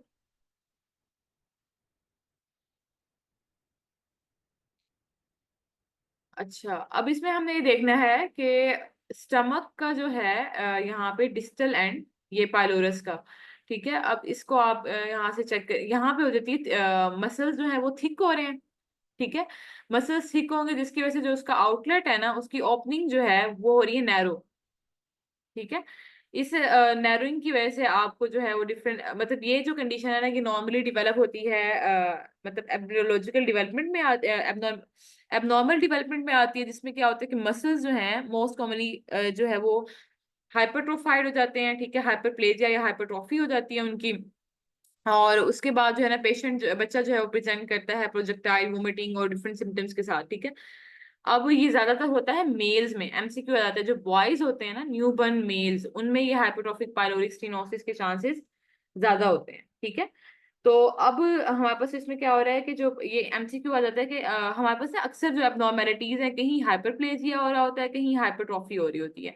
हमारी पूरी बॉडी में तीन डिजीजेज ऐसी हैं जहाँ पे तीन डिजीज ऐसी हैं जहाँ पे हमारे पास ना दोनों एक साथ चल रही हैं, हाइपरट्रॉफी भी हाइपरप्लेजिया भी। एक तो जब हमारे पास जो यूट्रस है, यूट्रस जब साइज में ग्रो कर रही है ना, उसकी पैथोलॉजिकल हो या फिजियोलॉजिकल जो उसका साइज इंक्रीज हो रहा हो, तो इसमें भी हाइपरट्रॉफी और हाइपरप्लेजिया दोनों हो रहे होते हैं। ठीक है, और एक सीओपीडी के अंदर जो हमारे पास ब्रोंकाई है उनमें हाइपरट्रॉफी भी होती है और हाइपरप्लेजिया भी होता है।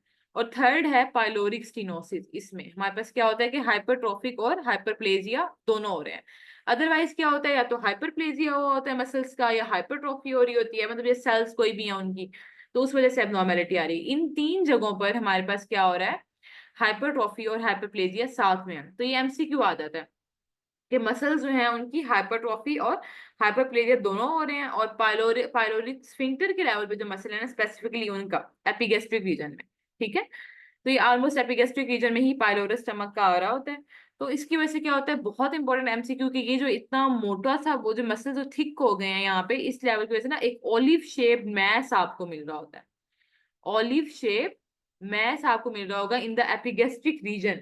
ठीक है, हाइपरट्रॉफी और hyperplasia of the pyloric sphincter muscles की वजह से। ये लाजमी आता है, ये एमसीक्यू में पूछ लेते हैं कि ऑलिव शेप मैस आपको किस एबनॉर्मेलिटी में मिलता है। ठीक है, और इसके अलावा एक बहुत इंपॉर्टेंट बात, क्योंकि यहाँ पे आपने देखा कि मसल्स जो हैं वो हाइपरट्रोफाइड हो गए हैं, रास्ता जो है वो कम है फूड के पास करने का, बोलस जो है उसने यहाँ से गुजरना है, तो पीछे से पेरिस्टाल्टिक वेव्स है ना बहुत ज्यादा ज्यादा ज्यादा फास्ट हो जाएंगी। ठीक है, कि वो उसको यहाँ से गुजार सके किसी तरह से, तो वो इतनी ज्यादा होंगी कि आपको विजिबल आपको मिल रही होंगी एपिगेस्ट्रिक रीजन में ना पेरिस्टाल्टिक वेव्स नजर आ रही हैं। ठीक है, और मैंने बताया था कि इसी तरह से जब हम वो जब जोर लगा रहा है पेशेंट, या तो मतलब वहाँ पर जीआईटी सिस्टम में यहाँ पे फोर्स लग रही है कि इस थोड़े से छोटे से रास्ते से इसको बाहर फेंका जाए, वो फोर्स लगाया जा रहा है। एट द एंड जो है रास्ता कम है, तो क्या होगा कि यही जो है ना पीछे की तरफ ये रिफ्लेक्स जाएगा, और एक ये प्रोजेक्टाइल वोमिटिंग होगी, मतलब एकदम फोर्स से जो है ना वोमिटिंग जो है वोमिट जो है वो बाहर आ रहा, प्रोजेक्टाइल वोमिटिंग इसमें आ रही होती है। और टिपिकल इसके फीचर्स है नॉन बाइलियस। ठीक है, नॉन बाइलियस क्यों है, क्योंकि स्टमक के एंड पे ही एबनॉर्मेलिटी आई ना। अभी बाइल की तो इन्वॉल्वमेंट नीचे जाके आती है, जब ड्यूडिनम आती है ना, ड्यूडिनम में अभी मैंने आपको बताया ड्यूडिनम में सीबीडी और पैंक्रियाटिक डक्ट ओपन हो रहे हैं, ठीक है, सीबीडी जो है वो बाइल लेके आ रही है।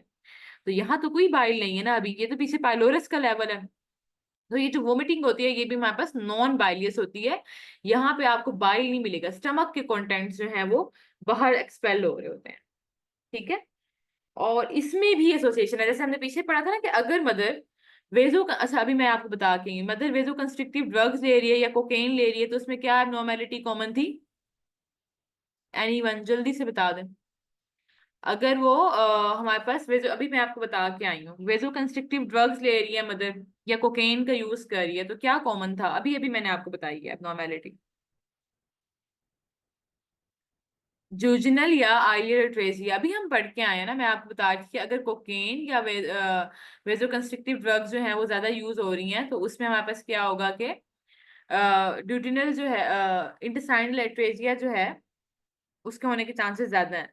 इसी तरह से अगर मैक्रोलाइड्स का यूज ज्यादा करिए, मतलब ये स्टडीज के अकॉर्डिंग हमें नहीं पता है कि ड्रग्स किस तरह से जाके इफेक्ट कर रही हैं, इनका क्या मैकेनिज्म ऑफ एक्शन ऐसा है कि ये जाके इफेक्ट कर रही हैं बेबी को कि उसमें ये एबनॉर्मेलिटी करा रही है, लेकिन यूजली देखा गया मैक्रोलाइड जैसे कि एजिथ्रोमाइसिन वगैरह, अगर मदर ने ये यूज किए मैक्रोलाइड्स ड्यूरिंग प्रेगनेंसी तो क्या होगा हमारे पास उसका हाइपरट्रॉफिक पाइलोरिक स्टेनोसिस होने के चांसेस ज्यादा हैं, ठीक है। अब इसमें हमने सिंपल इसकी ट्रीटमेंट क्या करनी है, पाइलोरोमायोटमी, क्या करेंगे, पाइलोरोमायोटमी में हमने सिंपल क्या करना है कि वो जो मसल्स है ना यहाँ पे जो थिक हुए हुए हैं, ठीक है, इनमें हमने जाके इंसिजन देना है ऐसे ठीक है ताकि वो ये जो यहाँ पे टेंशन रिलीज हो जाए, ठीक है, इंसिजन दे देंगे पाइलोरिक मसल्स को वहां पे जाके ताकि टेंशन जो है इस लेवल पे रिलीज हो जाए। तो ये हो गया ऑल अबाउट हमारे पास जो है पाइलोरिक हाइपरट्रॉफिक पाइलोरिक स्टीनोसिस, ठीक है। अब उसके अलावा थोड़ा बहुत जो है बुक में मेंशन कराया है उन्होंने पेंक्रियाज एंड स्प्लीन की डेवलपमेंट, वो आप लोग देख लीजिएगा, आपको इंशाल्लाह मैंने वो बुकिश लेक्चर जो है वो भी शेयर करने हैं, वो बल्कि यूट्यूब में अवेलेबल है, जिसमें मैंने बुक से सारा वर्ड टू वर्ड रीड करा के पढ़ाया हुआ है, उसमें मैंने जो है इसके पॉइंट्स बताए हुए हैं, पेंक्रियाज और स्प्लीन की जो एम्ब्रियोलॉजी है ना, कि एसेसरी पेंक्रियाटिक डक्ट कहाँ से अराइज कर रही है, मेन पेंक्रियाटिक डक्ट कैसे अराइज कर रही होती है, ठीक है, एनुलर पेंक्रियाज कैसे बनता है, वो सारा आपने उस लेक्चर से सुन लेना, एक तरह का आपका होमवर्क भी है, ये आपने वहां से सुन के कर लेना है, ठीक है। अब हम थोड़ा सा एनाटमी की तरफ आते हैं।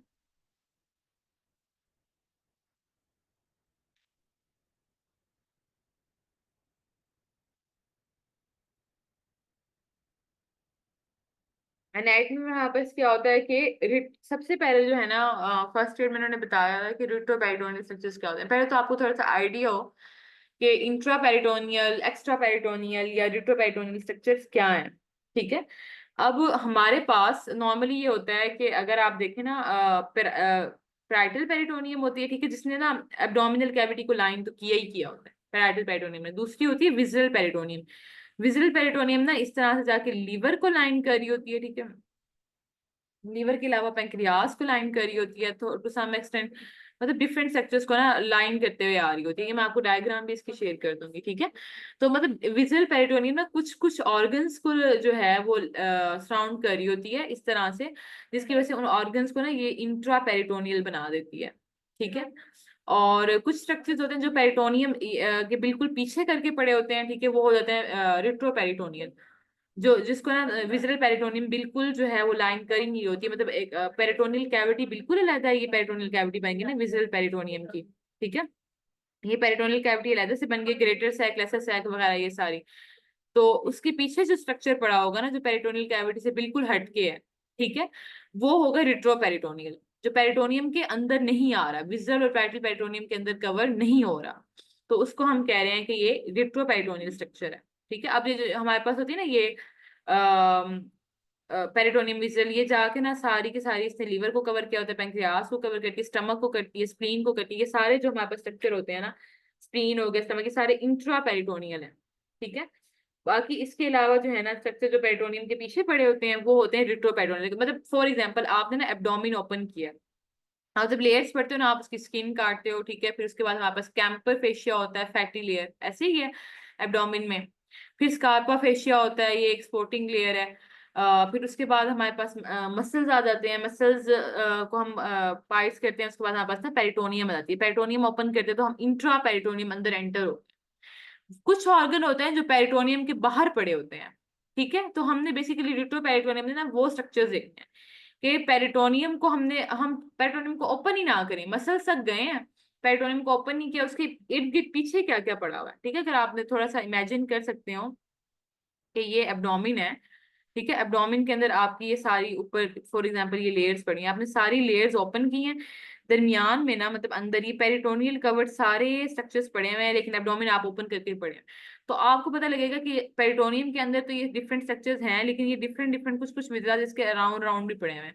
यूरेटर्स पड़ी होती हैं, किडनी पड़ी है, ठीक है। और उसके अलावा वहाँ पर सुप्रारीनल ग्लैंड्स पड़े हुए हैं।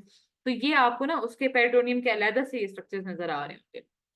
तो इसमें हमारे पास ना निमोनिक दिया हुआ है बहुत अच्छा सा, इसमें फर्स्ट एड में सैड पक्कर के नेम से, ठीक है, सैड पक्कर।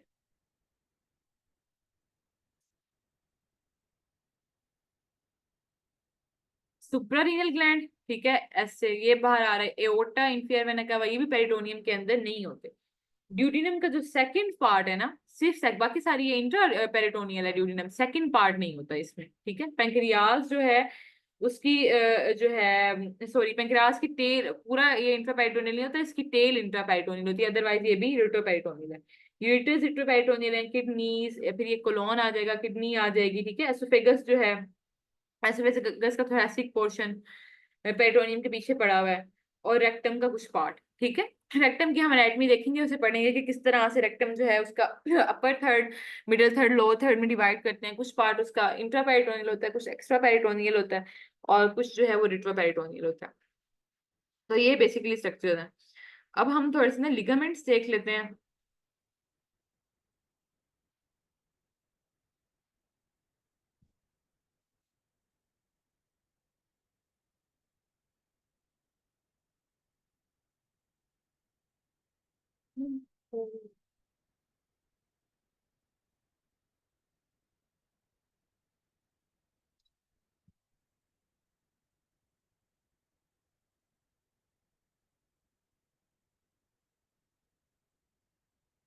हम्म। अब आपने ना यहाँ देखना है, ये फर्स्ट एड का ही पेज मैंने शेयर किया है। अच्छा, इसमें आप देखेंगे कि डिफरेंट हमारे पास ना लिगामेंट्स पड़े हुए हैं, ठीक है। ये देख लें, सबसे ऊपर ये फैल्सीफॉर्म लिगामेंट है, ठीक है, जो कि लीवर को अटैच कर रहा है एंटीरियर एब्डोमिनल वॉल से। फैल्सीफॉर्म लिगामेंट लीवर को एंटीरियर एब्डोमिनल वॉल से अटैच कर रहा है। दूसरा हमारे पास आ रहा है ये हिपैटोगैस्ट्रिक लिगामेंट, जो कि lesser curvature of the stomach के साथ लीवर को अटैच कर रहा है, ठीक है। ये लीवर ये लिगामेंट्स इंपॉर्टेंट है, इनमें से एमसीक्यूज आते हैं। फिर आगे हमारे पास ना हिपैटोड्यूडिनल लिगामेंट, जो कि लीवर को ड्यूडिनम के साथ अटैच कर रहा है। फिर ये है हमारे पास गैस्ट्रोस्प्लीनिक स्प्लीनो जो है ना गैस्ट्रिक लिगामेंट, स्प्लीन को स्टमक के साथ अटैच कर रहा है। फिर ये गैस्ट्रोकोलिक है, जो ट्रांसवर्स कोलोन के साथ स्टमक को अटैच कर रहा है, ठीक है। यहाँ पे हमारे पास स्प्लीनो रीनल लिगामेंट है कि ये किडनी पड़ी हुई है, ऊपर स्प्लीन है, इन दोनों के दरमियान में ये लिगामेंट आता है। अब मैंने आपको एक बात तो बता दी थी जब मैं आपको डोर्सल और वेंट्रल मेसेंट्रीज पढ़ा रही थी, अगर आपको याद हो तो। डोर्सल और वेंट्रल मेसेंट्रीज में मैंने बताया था कि जो भी हमारे पास स्ट्रक्चर लेफ्ट साइड पे हैं वो डोर्सल मेसेंट्री से अराइज होते हैं, ऐसे ही है। और जो राइट साइड पे हैं वो वेंट्रल मेसेंट्री से अराइज होते हैं। अब जो ये हिपैटोगैस्ट्रिक लिगामेंट है या हिपैटोड्यूडिनल लिगामेंट है, ठीक है, लीवर के साथ जो है ये हमारे पास जो है ड्राइव हो रहे हैं from the ventral mesentery. Right side पे वेंट्रल मेसेंट्री आ जाएगी, ठीक है। इस तरह से स्प्लीनोगैस्ट्रिक लिगामेंट है या स्प्लिनोरीनल लिगामेंट, स्प्लीन के साथ वाले ये अराइज होते हैं डोर्सल मेसेंट्री से। यहाँ पे देखो डेरिवेटिव दिखे है ना, ये वेंट्रल मेसेंट्री के डेरिवेटिव है, ये डोर्सल का है। अब फैल्सीफॉर्म का भी ताल्लुक जो है वो किससे है, लीवर से है। लीवर को एंटीरियर एब्डोमिनल वॉल से अटैच कर है, तो ये भी वेंट्रल मेसेंट्री से अराइज होगा, ठीक है। अब हम ये बहुत ज्यादा इंपॉर्टेंट है कि इनके अंदर स्ट्रक्चर्स क्या क्या पड़े होते हैं। अब ना फैल्सीफॉर्म लिगामेंट जो है ना, इसके नीचे मतलब एंड में जाकर ना यहाँ पे लिगामेंटम टीडीज हिपैटिस पड़ा होता है। लिगामेंटम टीडीज हिपैटिस भी बेसिकली ना ये डेरिवेटिव है अम्बिलिकल वेन का, ठीक है। पहले हमारे पास ऐसा होता था कि जो फीटल लाइफ में जो अम्बिलिकल वेन है ना, हम ये फीटल सर्कुलेशन इंशाल्लाह पढ़ेंगे सीवीएस में, तो उसमें देखेंगे कि कौन कौन से स्ट्रक्चर्स फीटल लाइफ में क्या थे और बाद में वो किस चीज में डेवलप हो जाते हैं। तो उनमें से एक थी अम्बिलिकल वेन। ठीक है, इस लेवल पे अम्बिलिकल वेन जो कि ब्लड लेके आती है ना लीवर में, वो कन्वर्ट हो जाती है लिगामेंटम टीडीज हिपैटिस में। ठीक है, तो एमसीक्यू आ जाता है कि फैल्सीफॉर्म लिगामेंट के अंदर आपको क्या मिलता है, लिगामेंटम टीडीज हिपैटिस मिल रहा है। ठीक हो गया। और कभी कभी पैराम्बलाइकल वेन्स भी मिल सकती हैं। फिर दूसरा हमारे पास आ जाता है इसमें हिपैटोड्यूडिनल लिगामेंट। हिपैटोड्यूडिनल लिगामेंट की बहुत ज्यादा इंपॉर्टेंट और प्यारी बात ये है कि इसके अंदर ना हमारे पास पोर्टल ट्राइएड पड़ा होता है। ये बहुत इंपॉर्टेंट एमसीक्यू है, ये लाजमी आता है। ये ना यही जो है, इसके अंदर पोर्टल ट्राइएड पड़ा है। ठीक है, कॉमन बाइल डक्ट और हिपैटिक वेन और हिपैटिक आर्टरी, एक तो ये तीन चीजें पड़ी हैं इसमें। दूसरा जो है ना, यही हमारे पास जो है ना वो एज बना रहा होता है ये लेसर मोमेंटम का। जो लेसर मोमेंटम आगे हम देखेंगे, हमारे पास होती है ग्रेटर सैक और लेसर सैक। अभी मैं इसको डायग्राम भी दिखाती हूँ। तो उनके दरमियान में होता है ओमेंटल जो है फोरामिन होता है, एपिप्लोइक फोरामिन या फोरामिन ऑफ विंस्लो। ठीक है, उसका बेसिकली ये जो है ना उस लेवल पे ये होगा। और ये लेसर मोमेंटम का फ्री एज बनाता है। ये एमसीक्यू आता है, हिपैटोड्यूडिनल लिगामेंट क्या कर रहा है, हमारे पास लेसर मोमेंटम का फ्री एज बना रहा है। लेसर मोमेंटम के पीछे लेसर सैक पड़ी होती है। मतलब कि अगर हमारे पास ना ये सारा ऑलमोस्ट लेसर मोमेंटम का पार्ट है, हिपैटोड्यूडिनल लिगामेंट और हिपैटोगैस्ट्रिक लिगामेंट। और ये जो ग्रेटर कर्वेचर से नीचे जा रहा है, ये ग्रेटर मोमेंटम में आ जाता है।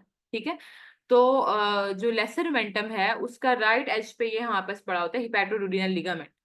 इसकी जो इंपॉर्टेंस है वो ये है प्रिंगल मैनोवर, ये बहुत ज्यादा आता है। प्रिंगल मैनोवर में ना आप क्या करते हैं कि जो हमारे पास ना ओमेंटल फोरामिन के लेवल पे ना, मतलब इसी हिपैटोड्यूडिनल लिगामेंट जो है ना, इसको आप कर देते हैं क्लैम्प। इसमें बोटल ट्राइड गुजर है। जब आप इसको क्लैम्प करेंगे ना, तो ये हमारे पास जो भी इनफ्लो है ना वो बंद हो जाएगा। मतलब जो पोर्टल वेन ब्लड अंदर लेके जा रही है या हिपैटिक आर्टरी अंदर ब्लड लेके जा रही है टुवर्ड्स द लिवर, तो वो ब्लड जो है वो आप क्लोज कर देते हैं। ठीक है, तो ये बेसिकली आपने देखना है। इससे होता क्या है कि जब हमने ना ये हिपैटोगे अगर पड़ा हुआ है लीवर, ठीक है, नीचे ड्यूडेनम से, ये हिपैटोगैस्ट्रिक लिगामेंट है ना, अब हम फॉर एग्जांपल हम कोई भी सर्जरी कर रहे हैं, ज्यादातर कोलिसिस्टेक्टमी कर रहे हैं, और एकदम से ना बहुत ज्यादा ब्लीडिंग स्टार्ट हो गई है, हमें नहीं पता कि ब्लड कहाँ से आ रहा है। ठीक है, हम क्या करेंगे, हिपैटोड्यूडिनल लिगामेंट को पकड़ेंगे, यहाँ पे क्लैम्प कर देंगे। अगर इसे क्लैम्प करने से ब्लीडिंग रुक जाती है, ब्लड आना बंद हो जाता है, तो इसका मतलब ये है कि लिवर की ब्लीडिंग आपको समझ नहीं आ रही ना, अगर रुक गई है तो इसका मतलब है कि जो हिपैटिक आर्टरी थी इसकी तरफ से ब्लड आ रहा था। ठीक है, लेकिन अगर ये ब्लीडिंग नहीं रुकती तो इसका मतलब ये है कि जो लिवर का आउटफ्लो है, इंफीरियर वेना कैवा और जो हिपैटिक वेन्स हैं उनकी तरफ से ब्लड है।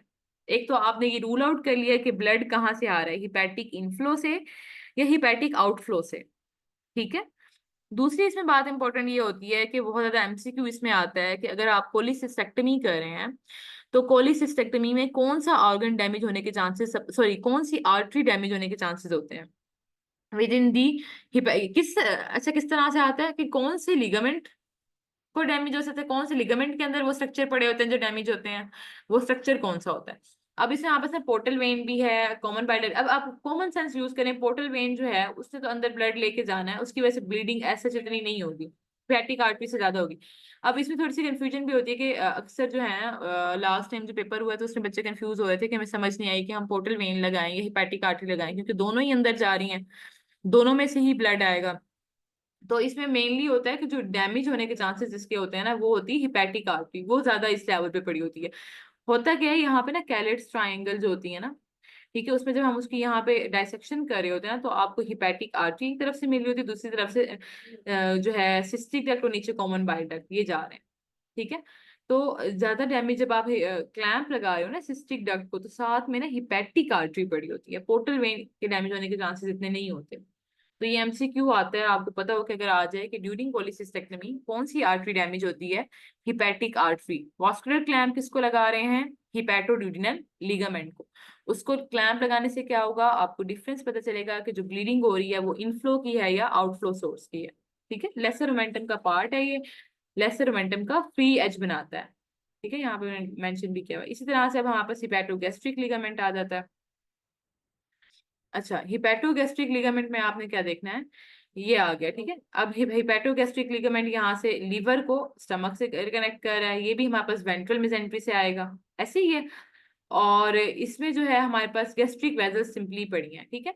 इसने अब यही करना है कि ग्रेटर और लेसर सैक को, अब मैं आपको दिखाऊंगी कि कैसे ये राइट साइड सेपरेट करे, वो हम बाद में देखेंगे।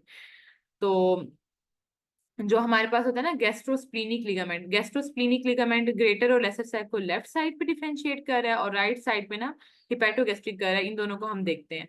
बाकी वो सिंपल है कि गैस्ट्रोकोलिक है तो वो कहाँ से आ रहा है, ठीक है। और जो है हमारे पास स्प्लीनोरीनल कहाँ से आ रहा है, डेरिवेटिव्स देख लेना इनमें कौन कौन सा स्ट्रक्चर है। स्प्लीनोरीनल इस लिहाज से बहुत ज्यादा इंपॉर्टेंट है कि इसमें से एमसीक्यू आता है कि स्प्लीनिक आर्टरी और वेन, तो आपको कॉमन सेंस से पता लग रहा है कि स्प्लीनिक, अगर स्प्लीन का लिगामेंट है तो इसमें स्प्लीनिक आर्टरी वेन ही होनी है ना। लेकिन साथ में इसमें हमारे पास होती है टेल ऑफ पेंक्रियास, ठीक है। तो अक्सर इसमें एमसीक्यू आ जाता है कि स्प्लीनोरीनल लिगामेंट में कौन सा स्ट्रक्चर होता है, तो वो क्या होगा, टेल ऑफ पेंक्रियास। तो ये आपने देख लेना है बेसिकली, ठीक है। अच्छा मैं एक स्ट्रक्चर दिखाना, अच्छा उससे पहले ना ये मैं आपको बताती हूँ राइट और लेफ्ट साइड पे कैसे डिवाइड कर रहे हैं गैस्ट्रो स्प्लीनिक और वो लिगामेंट्स। पहले हम ना ये स्ट्रक्चर थोड़ा सा ये पढ़ लेते हैं कैन, ये इंपॉर्टेंट है थोड़ा सा ना। कैंटलीज लाइन, ठीक है। कैंटलीज लाइन क्या होती है बेसिकली ना, एक ये ग्रॉसली डिवाइड करी होती है लीवर को राइट एंड लेफ्ट लोब में, ठीक है। ये एक ना इमेजिनरी प्लेन होती है बेसिकली। ये किस तरह से जा रही होती है कि हमारे पास ना लीवर जो है प्लेन होगी, जहां से ना गॉल ब्लैडर फोसा होता है लीवर का, ये गॉल ब्लैडर फोसा वाला स्ट्रक्चर है, ठीक है। गॉल ब्लैडर फोसा है, और उसके आगे हमारे पास क्या है कि यहाँ से लेकर ना इंफीरियर वेना कैवा तक ये जा रही है। तो ये लाइन है जो कि राइट और लेफ्ट लोब में डिवाइड करती है। अक्सर ये एमसीक्यू आ जाता है कि कैंटलीज लाइन क्या है। कैंटलीज लाइन एक इमेजिनरी लाइन है जो लीवर को, एनाटॉमिकली ऐसी कोई डिफरेंशिएशन नहीं है, हम ये एक तरह से ड्रॉ करते हैं कि गॉल ब्लैडर फोसा से लेकर ऊपर इंफीरियर वेना कैवा तक एक लाइन है, ठीक है, जो कि इसको राइट और लेफ्ट लोब में डिवाइड कर रही है। ये आपने देख लेना है। अच्छा ये मैं आपको बता रही थी, ये देखिए ये हमारे पास होता है, ये बेसिकली ना एपिप्लोइक फोरामिन है। ये अंदर ये सारी पड़ी हुई है लेसर सैक, इसके ऊपर होता है लेसर ओमेंटम, ठीक है। और इसके इर्द गिर्द ये जो सारा है ना, ये है ग्रेटर ओमेंटम, ठीक है। ये हमारे पास क्या है, लेसर सैक है, ये सारी ग्रेटर सैक है। बाहर की तरफ सारी ग्रेटर सैक है, अंदर सारी लेसर सैक है। ये जो है ना, ये हमारे पास जो ओमेंटम है ना, ये इन दोनों को डिफरेंशिएट कर रहे हैं। अब ये जो लेसर ओमेंटम है ना, लेफ्ट साइड पे हमारे पास होता है गैस्ट्रोस्प्लीनिक लिगामेंट, ठीक है, और राइट साइड पे होता है हिपैटोगैस्ट्रिक लिगामेंट। राइट साइड पे हिपैटोगैस्ट्रिक लिगामेंट है और लेफ्ट साइड पे गैस्ट्रोस्प्लीनिक लिगामेंट है, ठीक है। ये दोनों लेसर सैक को ग्रेटर सैक से डिफरेंशिएट कर रहे हैं। ये अंदर सारी लेसर सैक है, ये सारी ग्रेटर सैक है। तो लेफ्ट साइड पे गैस्ट्रोस्प्लीनिक लिगामेंट है जो कि डिवाइड कर रहा है लेसर सैक को ग्रेटर सैक से, और राइट साइड पे हमारे पास क्या है, जो हिपैटोगैस्ट्रिक लिगामेंट है जो ग्रेटर सैक को लेसर सैक से डिवाइड कर रहा है। तो ये था, आई थिंक आज के लिए इतना काफी। हमने इसमें अभी एनाटॉमी के दो तीन ही टॉपिक्स देखे हैं, बाकी इंशाल्लाह कल कवर कर लेंगे। आपका जो होमवर्क है ना, वो आपने ये देखना है पेंक्रियाज और स्प्लीन की डेवलपमेंट, तीन चार लाइंस हैं, और यूट्यूब पे लेक्चर्स भी अवेलेबल हैं जीआईटी के मेरे, आप वहां से भी वो सुन के देख पढ़ सकते हैं, ठीक है। और दूसरा जो है इसमें डाइजेस्टिव ट्रैक्ट की जो एनाटॉमी एंड हिस्टोलॉजी बताई हुई है ना, ये आप लोगों ने याद करनी है खुद से, कि जैसे अगर वहां पर जीआईटी है, मैंने बताया हुआ है कि जेआईटी की कितनी लेयर होती है। म्यूकोजा होता है, ठीक है, सब म्यूकोजा होता है, फिर मस्कुलरिस होता है, और फिर सिरोजा होता है। म्यूकोजा जो है उसके अंदर एपिथेलियम और लैमिना प्रोप्रिया आ रहे होते हैं, ठीक है, सब म्यूकोजा के अंदर। फिर प्लेक्सिस पड़ा होता है। तो ये सारा जो है ना, आपने बेसिकली ये याद कर लेना है डाइजेस्टिव ट्रैक्ट के एनाटॉमी के, म्यूकोजा सब म्यूकोजा ये सारी चीजें कैसे हैं, ठीक है। और उसके अलावा दूसरा आपने जो है नीचे जो है एसोफेगस को कौन सी एपिथेलियम कवर करिए, ये हिस्टोलॉजी है बेसिकली। और स्टमक की एपिथेलियम कैसी होती है, ये मैं आपसे सुनूंगी, एसोफेगस स्टमक ड्यूडेनम, इनकी एपिथेलियम कौन सी है, इनमें स्पेशलाइज सेल्स कौन कौन से पड़े होते हैं, ठीक है। अब मजीद आप लोगों को कोई क्वेश्चन हो, कुछ पूछना हो, तो आप लोग पूछ सकते हैं। किसी को कुछ क्वेश्चन हो, किसी ने कुछ पूछना हो।